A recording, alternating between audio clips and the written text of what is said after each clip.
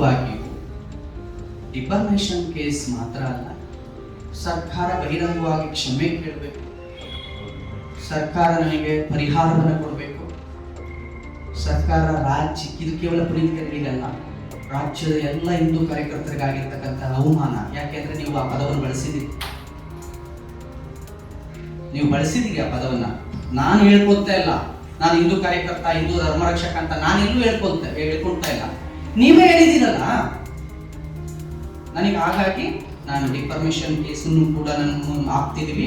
ಮುಂದೆ ಹೋರಾಟಗಳನ್ನು ಕೂಡ ಎಲ್ಲರ ಹೋರಾಟ ಮತ್ತು ಅದಕ್ಕೆ ಬೇಕಾಗಿರ್ತಕ್ಕಂಥ ಕಾನೂನುಬದ್ಧ ಹೋರಾಟವನ್ನು ಕೂಡ ಮಾಡ್ತೇವೆ.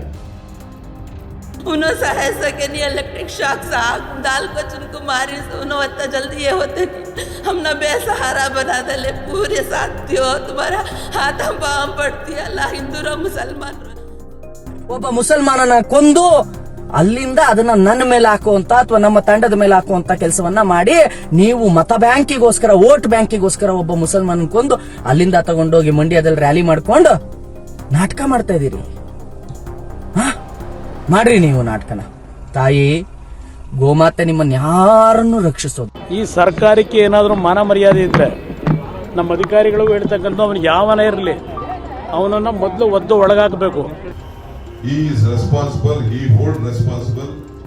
All the leaders, in the name of the FIR who is there, who has been, the police has been identified. And already it is in my conscience. I know I am in touch with all the police officers. I did not speak still, some clarity would have come. I have got all the photographs from all the leaders which is being accompanied where the FIR is there. Immediately police has to take action. The Karnataka government has revoked the Gunda Act registered against the self-proclaimed cow protector Puneet Kirihali and has issued an order to the police department to release him from jail. Alleging that his arrest was unlawful, Puneet had filed a petition with the Karnataka High Court. An advisory committee had been established by the government to look into the matter. In its report, the committee stated that there were no sufficient grounds to keep the detainee in custody.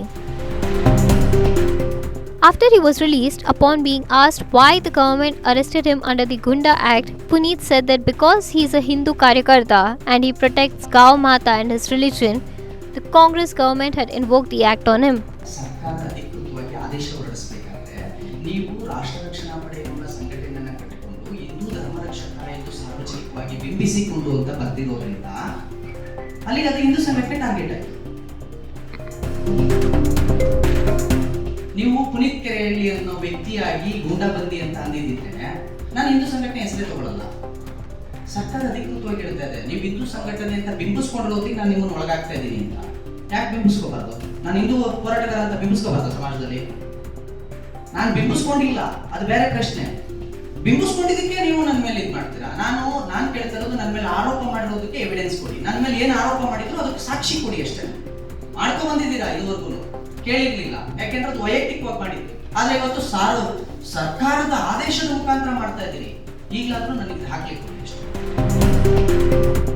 He has also said that he will file a defamation case against the government. The Central Crime Branch had arrested Puneet on August 11th earlier this year. Around 10 criminal cases has been filed against Puneet over 10 years from 2013 to 2023.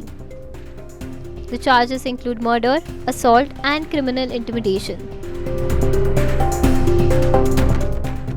अगर गुंडा act डाल दिया मेरे ऊपर, वो सरकार डाल सकता है. अगर कोई भी आरोप है वो कुटुंब दूर लिख दिया इसलिए एफआईआर हो गया, वो तो बंधन हो गया. वो तो सरकार का ऊपर नहीं, कोई भी मेरा ऊपर एफआईआर कर सकता है.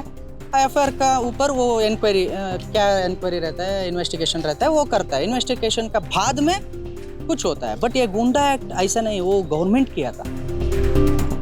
अगर इधर वो आरोप है उसलिए किया बोले तो वो इदरीश पाशा मर्डर में अभी तक पुलिस इन्वेस्टिगेशन कंप्लीट नहीं हुआ. आप कैसा बोल सकते हैं मैं अपराधी हूँ?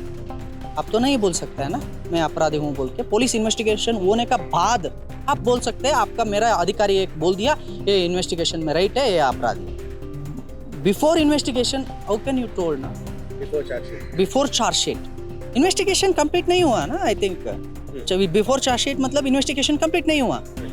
इन्वेस्टिगेशन बाद में कुछ भी हो सकता है, 302 निकाल सकता है मेरा ऊपर से। एविडेंस नहीं है 302 के लिए, इसलिए मैं 302 निकल दिया वो बोल के चार्जशीट डाल सकते हैं, अगर बी रिपोर्ट कर सकता है। आप कैसा बोल सकते हैं मैं मर्डर किया? मैं हिंदू कार्यकर्ता हूँ, मैं मेरा धार्मिक भावन को रक्षण करने वाला हूँ, मैं मेरा माता गौ माता को रक्षण करने वाला हूँ, and we are support to Narendra Modi.